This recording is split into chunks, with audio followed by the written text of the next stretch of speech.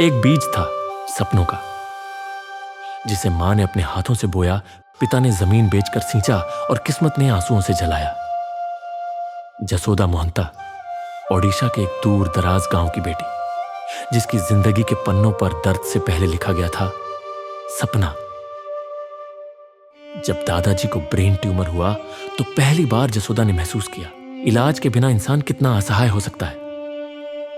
काश हमारे पास साधन होते तो शायद दादाजी आज जिंदा होते। उस दिन के बाद से जसोदा की दुनिया बदल गई। अब किताबें केवल पढ़ाई का साधन नहीं थी, अब वो उसकी लड़ाई बन गई थी। पिता एक साधारण किसान, जिनकी साल भर की कमाई बस 50,000 से 60,000 रुपए।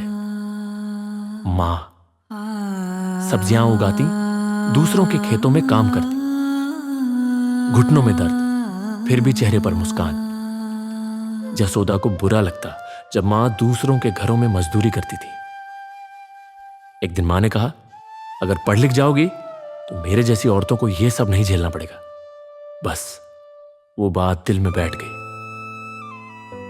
लेकिन पढ़ाई सस्ती नहीं होती।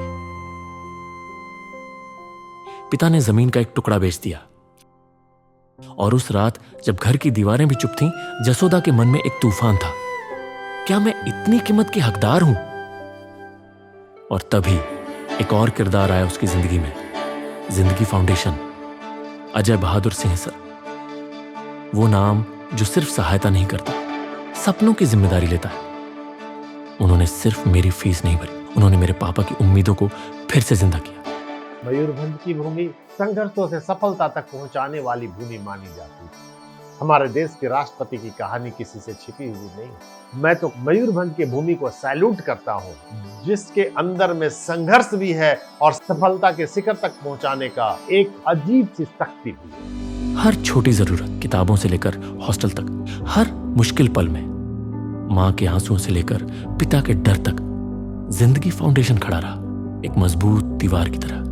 अजय सर तो मेरे लिए भगवान है, उनको प्रणाम ही करता हूँ। वो मेरे लिए सबसे बड़ा भगवान है।